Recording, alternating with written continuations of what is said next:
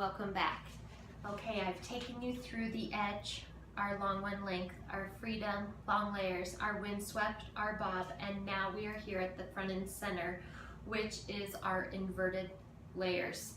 Now I've sectioned out from the nape in the blue zone area with a slight exposure of the red zone on the left to right side. We are using an arc, and that is what we use within our surface system. The reason for that is it creates a nice solid inverted line and fluidity throughout the entire cut versus a V sectioning. Now I'm going to begin in the middle. My knuckles are going to be directed towards the nape. This is a time when you can ask your guests also to put their head down no more than a 10% grade. As my knuckles are directed towards the nape area, I'm going to come through with my razor and I'm going to do my nice shatter, but I'm rolling as I pull that hair away and create a nice concave layer or taper within the neckline.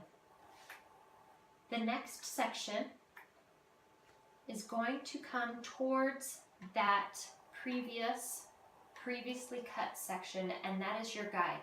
With a slight over direction, I'm rolling that hair out of the way and giving it that nice tapered look. You can already see it in the mirror.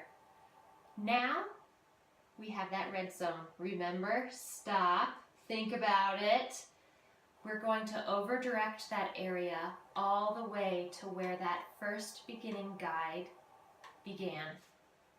Now, if you don't have large enough hands, you can break this into two sections, which I'm going to do for you right now. This first portion of the front and center cut should be done, of course, given the texture of the hair will dictate this as well, should be done within 5 sections. It's a very fast and precise way to achieve this look. Now I'm going over to the opposite side, bringing it to that initial section with my razor, coming through and rolling the hair out of my way as I shatter and create that nice concave look. I've just completed our nape section, creating that nice concave or tapered around the neck, nape area. Now I'm going to comb the next section down and create my weight line. With that bevel of that weight line, the more I elevate it, the softer that weight line is going to be. I want it to be a medium density weight line. So I'm going to come through, elevate it slightly, only taking a section the width of my blade. I am going to do a nice shatter to create that weight line right in the center. Do you see kind of how that's already forming within that beveled weight line I've just created? Now that's going to be my guide as I go from left to right around the head. Utilizing the swing cutting technique, which we also used in the windswept, yes, that's right. Coming through, slight bevel underneath as I'm moving, following the leader. The leader is my left hand. I'm coming through, now I'm in the red zone here. This is going to be slightly directed back towards me.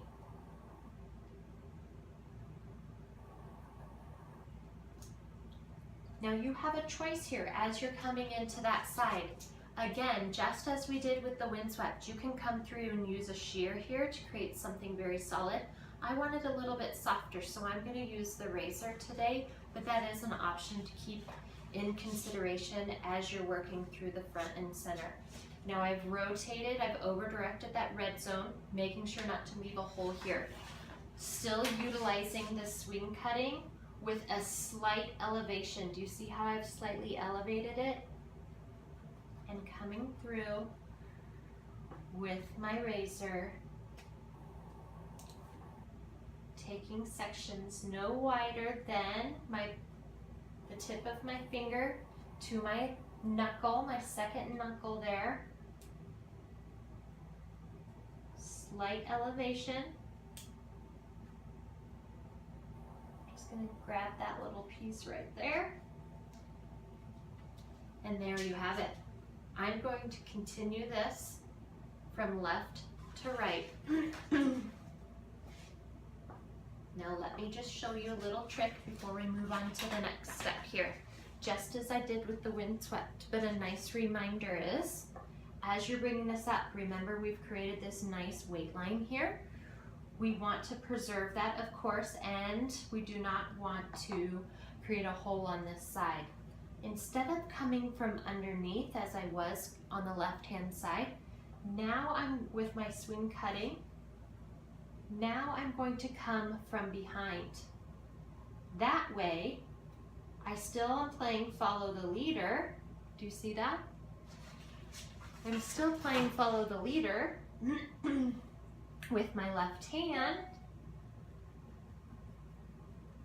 I'm just doing it with a different angle. Do you see how that's coming together? Okay, good. Well, I'm going to continue this, and then I'm going to show you how to up bevel for the remainder of the cut. We've just finished our swing cutting from left to right, creating that nice outer perimeter within this front and center. Now I'm going to show you a little bit of up beveling. Now I'm going to, as a right-handed cutter, I'm going to actually start on my right-hand side here. I'm going to section out just right behind the ear. We're going to work in that front section in a minute here, so we're going to leave it out. I'm going to come up and over the top of my guest, and as I'm coming up, I'm going to create just that up beveling technique, stopping in the black zone to where the hair is staying at a 90-degree angle. I will follow that all the way around the shape of this head, creating a nice rounded layer. If you drop it, that's no big deal. Go ahead and just pick it up. Once you're at that 90 up in the black zone, you know you've finished with that section. I'll show you one more time. So I'm coming around the head, starting with that weight line. I'm going to come up with my razor. My stopping point, where am I at, 90? Yes, that's going to be the length that I am creating within that black zone. I'm going to continue this all the way around to the other side, and then I'll walk you through to the next step. I've completed our up beveling, beginning behind the ear on the right side and following that all the way across. Now I'm going to take a little bit of that section from the black zone, which was our 90-degree angle. That's where we knew we needed to stop with our up beveling. And I'm going to take that into the green zone and guide with a little bit of length as I progress out. Going to start on her soft side, lifting up right at that side ridge, grabbing a section of my black zone, and completing this section with a little bit of that green zone. And this is the direction at a diagonal I will be traveling. Let's see if I can get this in here for you. So as I'm lifting up, I'm taking that guide. Now I'm going to be shattering that line away from the black zone into the green zone. Again, we're following the leader. That left hand is going to be determining the length of this hair. I'm coming in and I'm slowly shattering as I'm following the leader, which is the left hand. Again, I'll demonstrate for you. We're up in that black zone, using it as our guide. I'm coming through, I'm following the leader as I come through and finish that section. Add in a diagonal.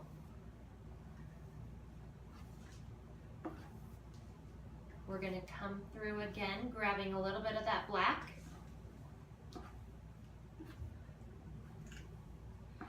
Using the guide that we just created as well through the green, come coming through and shattering. Now I told you we were coming at a diagonal until we finish on that side ridge here. And that's what I am doing as I travel through this section. There it is from the black coming through.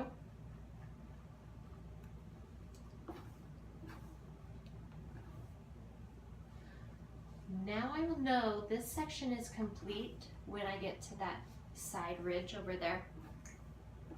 Pulling it up, coming through, shattering, and resting it down. Now we can continue with our fringe. Space creates lift, just like I shared with the windswept. So I'm going to come through on my lighter side here and just create a little bit more of an opening right at that eyebrow. Coming in, controlling it with my left hand, and carving with my right hand. I'm sweeping that down, opening away from the face. As I come through with my fringe, remember I've just completed my soft side. Going into the fringe would be the natural progression. We're going to do a medium fringe here, which is 1, 2 turns of that TK2 comb. Opening up, we have cut this fringe before. I'm just going to help remind you as we comb it down. We did a compression fringe last time. I'm just going to come through and show you how you can just do a traditional fringe. Combing down the remainder of that hair, bringing it through. Now this, through consultation, will help dictate if you're going to preserve most of that length through the front and center, or if you're going to take a little bit of it out.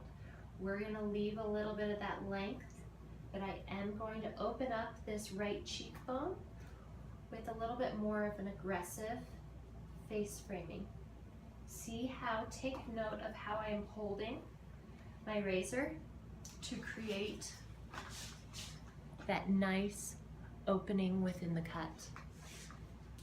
Again, just as I have shown you with our previous cuts, we're going to open this eye up just a little bit more because it is her heavier side. Move that hair out of the way. We still have nice hydration evenly throughout the head. I'm going to come in, grasp that hair, nice tension, holding it as if I'm holding a pencil, and carve into that shape.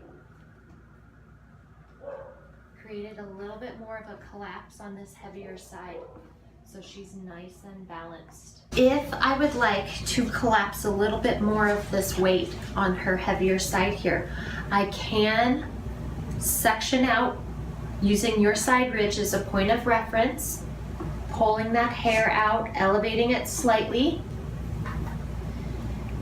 coming through with your razor, give it that nice bend so you can use that also as a point of reference so you don't have any shorter hairs poking out. You can come through laying that blade straight on your section. You can come through and just lightly, this is very dependent on what their texture, yes, coming through and give it some nice light separation throughout this heavier side. That way when she combs this down, it gives her even more of that slight separation and balance between her left and her right side. We can also come up through this black section and do what is called a rolling technique. By using this technique, you can use the weight of that section of hair to really create some nice separation and height up in the crown, which is your black zone.